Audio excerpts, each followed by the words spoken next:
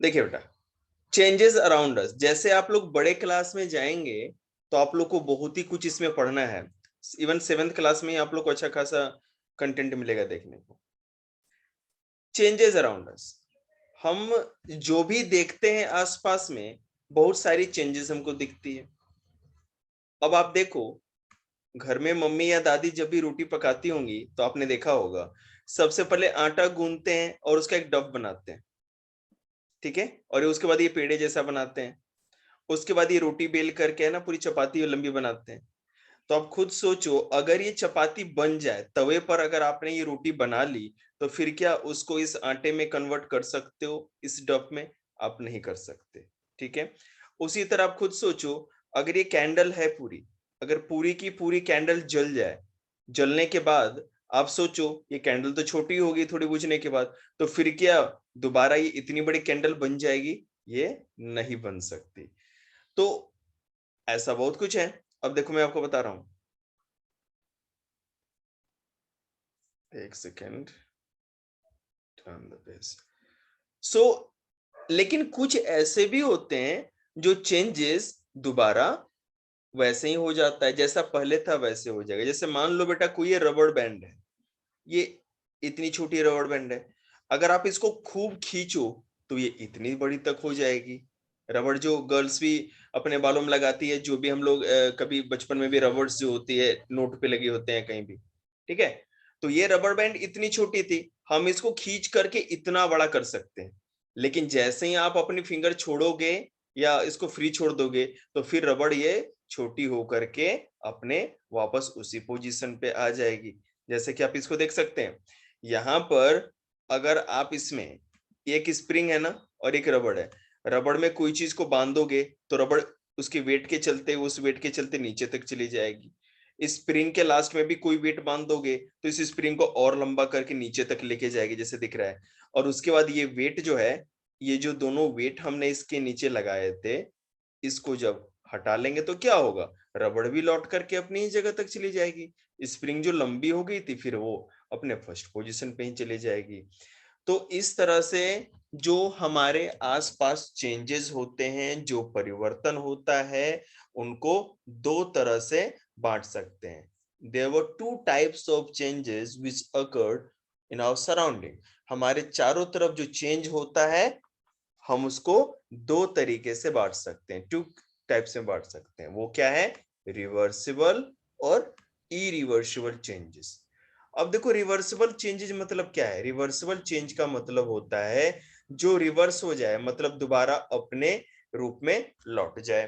तो देखो, the changes which can be reversed by reversing the condition is called reversible changes. मैं आपको बताता हूं, अगर कंडीशन को हम बदल दें, जैसे देखो इसमें एग्जांपल है melting, boiling and evaporation and condensation all are reversible changes. देखो, अगर मैं व्हाइट बोर्ड पे कुछ समझाऊंगा, आपको ज्यादा अच्छा समझ में आएगा, ध्यान दीजिएगा।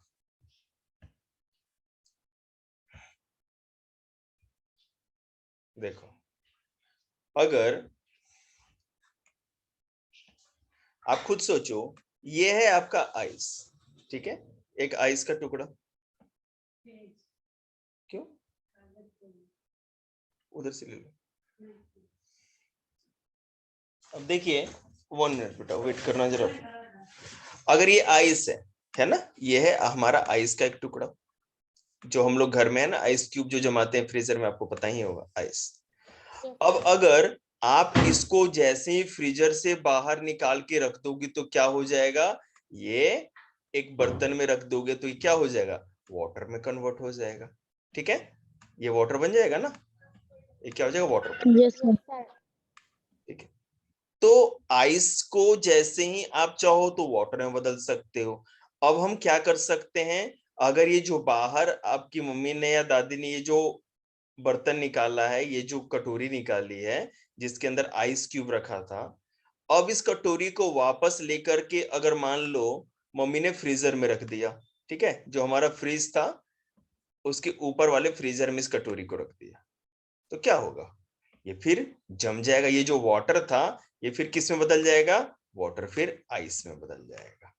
तो हम क्या कर सकते हैं, वाटर जो होता है हमारा, ठीक है, वाटर जो होता है वो रिवर्सिबल चेंज दिखाता है। मतलब कि वाटर को अगर हम जमा दें तो आइस बन जाता है, फिर आइस को दोबारा हम वाटर बना सकते हैं, फिर वाटर को दोबारा आइस बना सकते हैं, ये कर सकते हैं। So it's a example of reversible change. अब इसके साथ साथ देखो, मैं और भी चीज आपको बता रहा हूं। अब देखो, जैसे ये हमारे क्लाउड्स हैं, ठीक है, और आपको पता ही है कि क्लाउड से क्या होती है, बारिश होती है। Yes sir. अब क्या है, अब क्लाउड बने कैसे, अब मैं आपको बताता हूँ। हमारे लैंड पर हमारा जो अर्थ है, ठीक है, हमारे अर्थ के ऊपर जो भी वाटर बॉडी होती है, जैसे मान लो कोई पॉन्ड हो गया, कोई ओशियन हो गया, कुछ भी हो गया, तो सूरज की रोशनी जब उस पे पड़ती है, ठीक है, सूरज की रोशनी पड़ती है तो ये इवोपरेट होकर के ऊपर उठते हैं, मतलब भाप बन करके। आप लोग म्यूट करके रखो अपने आप को, ठीक है। तो जैसे ही सूरज की रोशनी या सन की वेव्स, सन की जो रेज होती है हमारे वाटर बॉडी तक पहुंचती है, तो वो इवोपरेट होकर के भाप बन करके ऊपर वो उठती है, और वो आगे जाकर के ऊपर जाकर के क्लाउड्स में कन्वर्ट हो जाती है। तो वाटर के द्वारा जो हमारी लैंड पे जितने भी वाटर्स हैं उससे क्लाउड का बनना, और फिर क्लाउड का दोबारा बारिश का बन करके हमारे पास आना, ये भी रिवर्सिबल चेंज है ना। आप चाहो तो पानी को भाप बना करके बादल बना सकते हो, जैसे ऑटोमेटिकली बनता है। और ये जो भाप या जो वाटर वेपर होते हैं, जब क्लाउड बन जाते हैं तो कंडेंसेशन के द्वारा फिर ये बारिश करा देते हैं। आपको समझ में नहीं आया होगा, मैं फिर से अच्छे से समझाऊं, देखिए, ठीक है। ये मान लो कि कोई वाटर बॉडी है, मान लो कोई ओशियन है, बहुत बड़ा समुद्र। जब सूरज की रोशनी पड़ रही है तो इससे क्या हुआ, ये भाप बनता है, मतलब कि इवोपरेट होकर के क्या हुआ, ये जो वाटर वेपर्स होते हैं, ये जो वाटर है ये गैस की तरह, मतलब कि हवा में मिलकर के भाप की तरह ऊपर उठ जाता है, और ऊपर जा करके क्या होता है, क्लाउड बन जाता है। और ये क्लाउड, इसको कहते हैं इवोपरेशन, ठीक है। इवेपोरेशन मतलब कि वाष्पीकरण, शॉर्ट में लिखता हूं। और जब वो ऊपर का क्लाउड होता है ना, जैसे आज मौसम क्या है, ऊपर क्लाउड से बारिश हो रही है ना, तो क्लाउड से बारिश क्यों हो रही है, क्योंकि ये जो हमारा यस सर। ऊपर का जो क्लाउड है ये कंडेंसेशन मतलब संघनन, शॉर्ट में लिख रहा हूं कंडेंसेशन। तो ये जो क्लाउड है, क्लाउड से जो बारिश की बूंदें बन करके हम तक आती हैं वो कंडेंसेशन के कारण होता है, संघनन के द्वारा। और जो नीचे ग्राउंड पे जो वाटर है, गर्मी के कारण जब ऊपर उठ के बादल बनाता है तो वो होता है इवोपरेशन के कारण। तो बादल बनते हैं इवोपरेशन के कारण, और बादल से जो बारिश होती है, जो रेन होती है, वो कंडेंसेशन के कारण। अब देखो, मान लो ये कोई वाटर की बूंद है ना, वाटर ड्रॉपलेट से, तो इसका गर्म होकर के हवा बन जाना, मतलब कि वाटर वेपर बन जाना, यह है इवोपरेशन। और जो क्लाउड है उसके अंदर गैस के रूप में या हवा के रूप में ही तो ये पूरा का पूरा ये कैसे बन सकता है? बन गया, बताया नहीं मैंने। जो वाटर है, सूरज की रोशनी जब पड़ेगी तो गर्म होती है। चलो मैं आपको दिखाता हूँ। अब एक बात बताओ, सर आज अगर विशाल की भी ऑनलाइन क्लास होगी। अरे तुम अपनी चिंता करो ना, आराम से बैठो ना, अभी वादे बताएंगे ना, हर क्लास ऑनलाइन क्लास होगा, सबके ग्रुप पे जाएगा मैसेज आज। देखिए, अब जनक तो सुन लो फिर। मान लो कि अगर आप गैस चूल्हे पे मम्मी दूध रखती हो, या मान लो कि पानी गर्म करने के लिए रखती है, तो वो ऊपर उठता है ना, दूध बाहर गिर जाता है अगर तेज आंच कर दिया जाए तो। या पानी जो होता है वो आप अगर गैस चूल्हे पर चला करके फुल आंच कर दो, पूरा तेज उसका स्टीम दे दो उसको, तो क्या होगा, सारा का सारा पानी उड़ जाएगा। तो उड़ कहाँ जाएगा, भगवान जी के पास थोड़ी जाएगा, वो गैस बन करके सारा वाटर वेपर मतलब भाप बन करके इस हवा में ही मिल जाता है। बात समझ रहे हैं ना। आप इसको ऐसे भी महसूस कर सकते हैं। आप किसी बर्तन को, मान लो कि गैस पे आपने कोई बर्तन रख रखा है, ठीक है ना, और इसको एक ढक्कन से आपने ढक भी रखा है, ढक्कन से। तो ढक्कन है ना, जब बहुत तेज अगर कोई आपने लॉ कर रखी हो तो बार बार इसको टक्कर लगती रहती है और वो बर्तन डग डग डग डग हिलता रहेगा।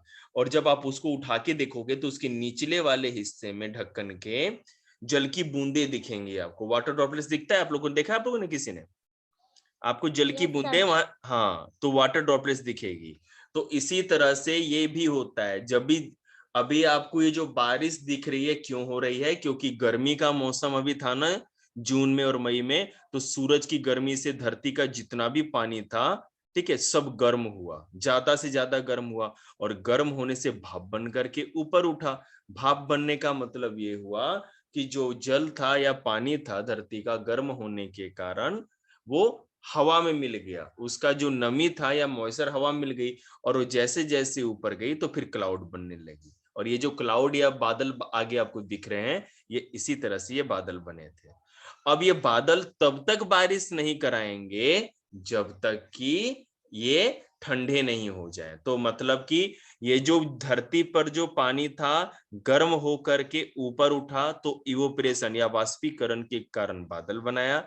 और ये जो बादल थे उससे बारिश तभी हुई जब ये ठंडा हो गया, इतना ठंडा हो गया कि जो हवा में ये बादल के अंदर जो जल की बूंदें थी, मतलब कि गैस के रूप में, वो पानी की जल की बूंदों में नहीं बदल गई, वाटर ड्रॉपलेट्स में। तो वाटर ड्रॉपलेट्स के कारण बनने के कारण अब हवा पानी की बूंदों को थोड़ी रोक सकता है, वो तो नीचे गिर ही जाएगा। तो इस तरह से क्लाउड से बारिश होती है। तो देखो अब हम लोग चैप्टर पे आते हैं। देखिए 1 मिनट। तो जैसा कि मैंने बताया, मेल्टिंग मतलब बर्फ का पिघलना, बॉइलिंग। कोई पानी को अगर सर आपने, आपकी अच्छे से आवाज चली आ रही है। नेटवर्क का इशू होगा, आ जाएगा। देखिए, तो इट्स क्लियर टू मी। बर्फ का पिघलना, जो मैंने दिखाया था ना कि बर्फ पिघल करके पानी बन जाता है, आइस पिघल करके पानी बन जाता है, और वाटर को फ्रीजर में रख दो तो फिर जम करके बर्फ बन जाता है। ये रिवर्सिबल चेंज है। बॉइलिंग, अगर पानी को आप उबालते हो तो भाप बन करके ऊपर उठता है, फिर उसी भाप को फिर क्या करते हैं, पानी में बदल सकते हो। इवोपरेशन वही है, भाप बन के ऊपर। कंडेंसेशन मतलब जो बादल बन गया है। सर साफ नहीं दिख रहा। क्या नहीं दिख रहा भाई? आप लोग की प्रॉब्लम है ना, ये नेटवर्क आप लोग का इश्यू है। पहले ही पबजी खेल के खत्म कर देते हो नेट आप लोग। सर मैंने खेलती। बढ़िया काम करते हैं, मैं कुछ नहीं कर सकता बेटा, नेटवर्क मेरे हाथ में थोड़ी है, मोदी थोड़ी लग रहा हूं मैं। बैठे रहो और देखते रहो, ये वीडियो तो साफ आपको दिख ही जाएगी, जितना समझ में आ रहा है देखिए। कोई डाउट है तो पूछो। तो ये सारे के सारे रिवर्सिबल चेंज है। अब देखो, आइस का वाटर में बदलना और वाटर का आइस में बदलना, पानी का गर्म होकर के भाप बनना, और फिर उसका ठंडा होकर के कंडेंस होकर के फिर पानी बन जाना ठंडे होने पे, ये सारा का सारा रिवर्सिबल चेंज है। अब देखो, सम अदर रिवर्सिबल चेंज के, glowing of an electric bulb. अब खुद देखो, आपने जैसे ही स्विच ऑन किया बॉल जलने लगा, और फिर स्विच ऑफ कर देंगे तो बॉल बुझ भी जाएगा, बुझ जाएगा ना। फिर ऑन करोगे तो जल जाएगा, ऑफ करोगे तो बुझ जाएगा। तो ये रिवर्सिबल चेंज है। स्ट्रेचिंग अ रबर बैंड, आप रबर बैंड को खींचते हो और जैसे छोड़ोगे तो फिर वो अपने पोजीशन पे पहुंच जाएगा। तो ये भी रिवर्सिबल। रिवर्सिबल मतलब कि अपने दोबारा पहले वाले रूप में बदल जाना। पहले वाले रूप में अगर कोई चीज, या पहले वाले फॉर्म में कोई भी चीज अगर चली जाती है या अपने उस कंडीशन में, तो उसी को रिवर्सिबल चेंज कहेंगे। प्लोइंग अ फील्ड, अब खेत की जुताई हर बच्चे ने देखी होगी ट्रैक्टर से। उसके बाद खेत की जुताई हो रखी है, फिर मिट्टी को हम लेवल भी कर देते हैं, फिर खेत वैसे का वैसा हो सकता है। फोल्डिंग ऑफ पेपर, पेपर को आप फोल्ड कर लो, कितने भी फोल्ड कर लो, और फिर इसको पूरा खोलोगे तो पूरा का पूरा पेपर खुल के वैसा ही हो जाएगा, है ना। ब्लोइंग अ बलून, अब जैसे ही बलून को हवा देते हो, हवा भरते हो तो बलून फूलती है, और जैसे ही हवा निकाल दोगे तो बलून अपने सेम साइज पे आ जाएगी। तो ये सारे के सारे रिवर्सिबल चेंज है। किसको समझ में नहीं आया बताइए, मैं फिर से रिपीट करूं इसे। एनीबॉडी, मुझे कोई दिक्कत नहीं, मैं फिर से समझा सकता हूं। सर मुझे किस, अभी अच्छे से समझ कौन में आ बोला? रहा है। सर साक्षी। हाँ, ठीक है बेटा। रिवर्सिबल चेंज का मतलब है, जैसे रबड़ यहां था ना, इस पे वेट रख के इसको हमने दोबारा खींचा और फिर छोड़ दिया तो अपने ही जगह पे चला गया। तो रबड़ की तरह या और भी चीजों की तरह हम एग्जांपल ले सकते हैं कि पहले वाले पोजीशन में ही कोई भी चीज अगर लौट जाए तो ही उसको हम रिवर्सिबल चेंज कहेंगे, मतलब दोबारा अपने रूप में चले जाना। अब रबड़ को जैसे बेटा मैंने खींचा था तो इसका तो फॉर्म चेंज हो गया, रूप बदल गया, लंबाई बढ़ गई इसकी, लेकिन जैसे ही छोड़ा तो फिर अपने पोजीशन पे चली गई ना।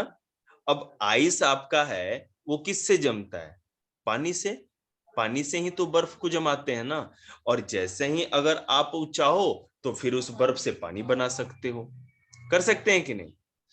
तो इस तरह की चीजों को, अब खेत की जुताई, अब खेत की जुताई देखी होगी ट्रैक्टर से, अब जो भी हल और बैल से तो जोतते हैं तो क्या होता है, मिट्टी उखड़ उखड़ सी जाती है, और जैसे ही फिर ट्रैक्टर में है ना वो लेबलिंग वाला जो होता है पट्टा होता है, बहुत बड़ा लकड़ी का कुंडा, उसको खींचते हैं तो पूरा का पूरा खेत बराबर हो जाता है। तो रिवर्सिबल चेंज वैसे चेंजेस को कहते हैं जिसमें दोबारा कोई भी चीज अपने पहले फॉर्म में हो सकती हो। अब बोलो किसको क्या प्रॉब्लम है? Any problem? Okay, no sir. देखिए तो एक तो रिवर्सिबल चेंज आप समझ गए, मतलब कि दोबारा अपने पहले वाले फॉर्म में ही चले जाना। एक से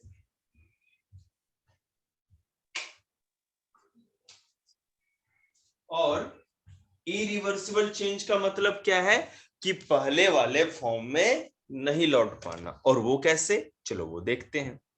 A reversible change is a temporary change. Reversible change जो होता है उसको टेम्पररी चेंज कहते हैं। साक्षी जादव, समझ में आया तुम्हें? Yes sir. ठीक है बेटा, नहीं समझ में आएगा तो कोई इशू नहीं है, हमें कोई लेट नहीं हो रहा, आराम से करेंगे जब तक हर बच्चे को हमारा समझ में नहीं आएगा। तो देखो, ओके सर।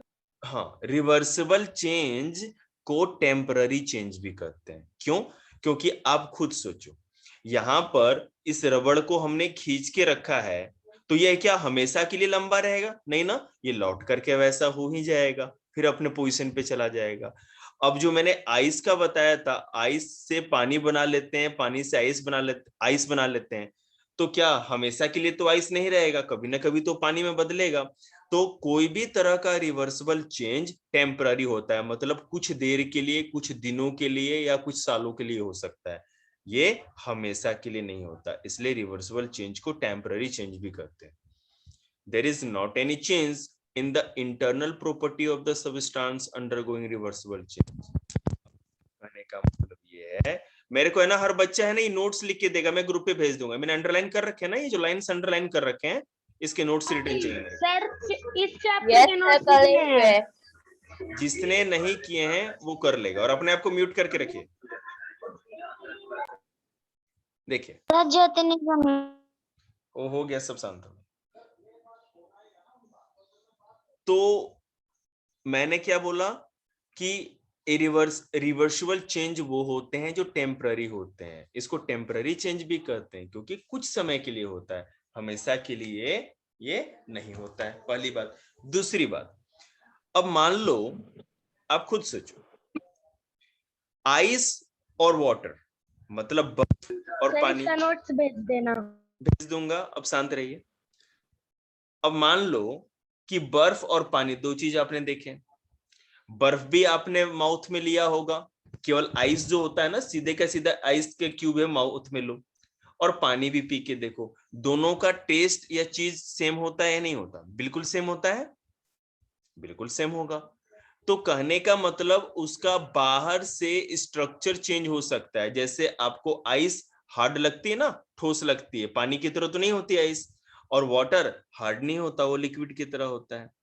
तो जो भी रिवर्सिबल चेंज होता है उसमें कोई भी चीज जो बदलती है वो उसके अंदर का जो मटेरियल होता है एक ही जैसा होता है। आइस के अंदर भी वो पानी ही होता है जो कि वाटर के अंदर होता है, एक ही चीज तो होती है ना। अब मैं आपको बताता हूं, वाटर का फॉर्मूला कौन बच्चा बताएगा? कोई बता सकता है? H2O। इसका मतलब होता है बेटा जो पानी की एक कोई जो छोटी सी छोटी चीज होगी ना, वाटर का सबसे छोटा हिस्सा एटम, वो हाइड्रोजन का दो Yes, sir. एटम, मतलब हाइड्रोजन के दो हिस्से और ऑक्सीजन गैस के एक हिस्से के जुड़ने से बना होता है। तो आइस के अंदर भी ऐसा ही होगा जैसा कि वाटर के अंदर है, वो अलग अलग नहीं होता। आगे देखिए, तो रिवर्सिबल चेंज समझ में आ गया। अब हम देखते हैं इरिवर्सिबल चेंज। इरिवर्सिबल चेंज क्या होता है, देखिए, the change which cannot be reversed even by changing the condition is called the irreversible change. Irreversible change वो चेंज होता है जिसमें आप कुछ भी कर लो, दोबारा वो पहले वाले फॉर्म में या रूप में नहीं बदल सकता, उसी को इरिवर्सिबल चेंज कहते हैं। अब देखो, burning of paper, would, candle etcetera, ठीक है, लकड़ी का जलना, पेपर का जलना, लकड़ी का जलना, कैंडल का जलना, ये सारा का सारा क्या होता है, इरिवर्सिबल चेंज ही कहलाता है। अब खुद सोचो, आप मेरी बात को ध्यान दीजिए, अगर बेटा आपने पेपर कभी ना कभी तो जरूर जलाया होगा, क्या पेपर को जला देने के बाद आप फिर से उस राख से पेपर बना सकते हो? नहीं मिलेगा। लेकिन No, हम, sir. हाँ, लेकिन बेटा जब कोई पेपर को आप फोल्ड करके एरोप्लेन बनाते थे बचपन में, और वैसे अभी भी तो बच्चे ही हैं आप, तो फिर उसको खोल के पूरा का पूरा पेपर आप दिखा सकते हो। पेपर को फोल्ड करने के बाद खोलेंगे तो पूरा पेपर मिल जाएगा। तो वही पेपर जो था वो पहले तो रिवर्सिबल चेंज था, जिसको दोबारा हमने फोल्ड करके पेपर बनाया, जैसे उसको हम जला देते हैं तो वो इरिवर्सिबल हो जाएगा, मतलब दोबारा जले हुए पेपर से पूरा पेपर हमें नहीं मिलेगा। आप लकड़ी को जला दो, आप कैंडल को जला दो, तो क्या इन सबों के जलने से वो चीज दोबारा मिलेगी? बिल्कुल भी नहीं मिलेगी। तो जब किसी भी तरह से अपने पहले वाले फॉर्म में हम किसी चीज को नहीं बदल सकते, तो ऐसे चेंज को ही इरिवर्सिबल चेंज करते हैं। अब देखो, paper when burned gives ash and smoke, जब पेपर जलता है तो राख मिलती है और धुआं निकलता है। We can not obtain paper back from the ash and the smoke, तो क्या उस राख से और धुएं से हम कागज निकाल सकते हैं? मिल सकता है? बिल्कुल भी नहीं, दोबारा नहीं ले सकते। In the same way the wood और candle can not be obtain back once they are burned। उसी तरह बेटा जो लकड़ी है या कैंडल है, मोमबत्ती जो होती है, वो भी दोबारा हमें नहीं मिल सकती जलने के बाद। तो देखो, इरिवर्सिबल चेंज के अंदर भी देखते हैं क्या क्या है। देखो, एजिंग ऑफ लिविंग बीइंग, मतलब कि we can not make an old man as child by an method. अब देखो, आप खुद सोचो, जैसे आपके दादाजी या दादी जी हैं, वो क्या फिर से बच्चे बनाए जा सकते हैं? बिल्कुल नहीं। आदमी की जब एज निकल जाती है तो वो दोबारा अपने पुराने एज में नहीं आ सकता। उसके बाद change of milk into curd, आपने सब बच्चों ने दही खाई होगी, मैं तो खाता नहीं, मेरे को एलर्जी है, लेकिन बच्चों ने दही तो खूब दबा के खाई होगी। तो दही किससे बनती है? दूध से ही तो दही बनती है। लेकिन क्या आप जब दही रखा हो तो दही से दोबारा दूध बना सकते हो? नहीं बन सकता। तो इसको भी इरिवर्सिबल चेंज ही कहेंगे। अब मान लो कोई प्लांट है, आपने उसको पानी दिया, खाद दिया या बहुत ज्यादा उसकी केयरिंग की, तो छोटा एक बीज था पहले, है ना, सीड था, उस सीड से बड़ा छोटा सा प्लांट, फिर वो बढ़ता बढ़ता बढ़ता बढ़ता, ये देख रहे हो ना, धीरे धीरे प्लांट ग्रो हो रहा है। तो ये तो हो सकता है, लेकिन क्या इस बड़े प्लांट को फिर से दोबारा हम छोटे प्लांट में बदल सकते? ये नहीं No, हो। sir. तो इसको भी इरिवर्सिबल चेंज कहेंगे। Rusting of iron, Yes, sir. अब मान लो कि जब किसी लोहे में जंग लग जाता है, आयरन में जंग लग जाता है, रस्टिंग हो जाती है, तो क्या फिर उस जंग से दोबारा आयरन पा सकते हैं? नहीं मिल सकता। तो rusting of iron, growth of plant, change of milk into curd और एजिंग ऑफ लिविंग बीइंग, मतलब कि कोई आदमी जब बुढ़ा हो जाए या ज्यादा उम्र का हो जाए तो दोबारा छोटा नहीं हो सकता। दूध जब दही में बदल जाए तो दही से दूध नहीं मिल सकती। प्लांट जब बड़ी हो जाए तो बड़ी प्लांट से छोटे प्लांट में हमें नहीं मिल सकते। और जब आयरन में जंग लग जाए तो उस जंग से दोबारा हमें वो चीज नहीं मिल सकती। अब हम तो इस कंक्लूजन पे निकले हैं, निष्कर्ष पे हम लोग आए हैं क्या, कि an irreversible change is a permanent change. आपको मैंने रिवर्सिबल टेम्पररी बताया था ना, टेम्पररी क्यों बताया था? देखो वहां पर मैंने सर्कल किया है, देखिए। और reversible change is temporary change बताया था, इसलिए क्योंकि ये थोड़ी देर के लिए ही अपना रूप बदलता है। फिर जैसे ही बर्फ को आप गर्माहट दोगे तो पानी बदल जाएगा, और पानी को ठंडक दोगे तो बर्फ में बदल जाएगा। इसलिए टेम्पररी मतलब कुछ देर के लिए होने वाला चेंज बताया था। लेकिन अगर आप यहाँ पर देखो तो इरिवर्सिबल चेंज को परमानेंट चेंज कहते हैं, मतलब अस्थाई परिवर्तन, मतलब हमेशा के लिए हो गया। अब दूध से दही बन गया तो आप कुछ भी कर लो, कितने भी साल लगा लो, कितना भी टाइम लगा लो, दही से दूध नहीं बन सकता। अब एक प्लांट छोटा था वो बड़ा हो गया, तो आप कुछ भी कर लो, कितना भी टाइम लगा लो, वो हमेशा के लिए बड़ा है तो बड़ा ही रहेगा, छोटा नहीं हो सकता। अब एक कोई आदमी जब बड़ा हो गया है उम्र में, तो कितना भी टाइम निकल जाए, कोई भी प्रोसेस कर लो, उस आदमी को छोटा नहीं किया जा सकता। इसीलिए इरिवर्सिबल चेंज को हम लोग क्या कहते हैं, परमानेंट चेंज भी कहते हैं। देखिए,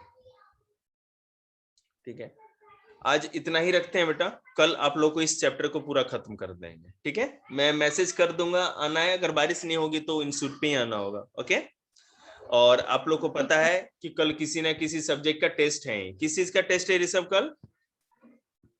सर बॉडी मूवमेंट। हाँ, तो बेटा बॉडी मूवमेंट की वीडियो आपके ग्रुप पे बॉडी है, मूवमेंट। मैंने चैप्टर भी भेज रखा है, अच्छे से रिवाइज कर लेना। सर गवर्नमेंट का कर दो। क्या? Government chapter. Body movement, government कहाँ लाडो, गवर्नमेंट का तो दोबारा सेंड कर दो। मैं कर दूंगा, सेंड कर, क्या सेंड कर दूं मैं, क्या सेंड करवाना सर है? वीडियो। अच्छा वीडियो सर तो ग्रुप मेरा पे कर फोन रखी। रीसेट हुआ था। ठीक है, ठीक है, सर मेरा फोन रीसेट। ओके मैं भेज दूंगा। ओके सर एक बार मेरे को भी भेज देना। चलो बेटा, मैं ग्रुप पे भेजूंगा, अब हर बच्चे के फोन पे थोड़ी भेज सकता हूँ। चलो ओके बाय। Bye sir.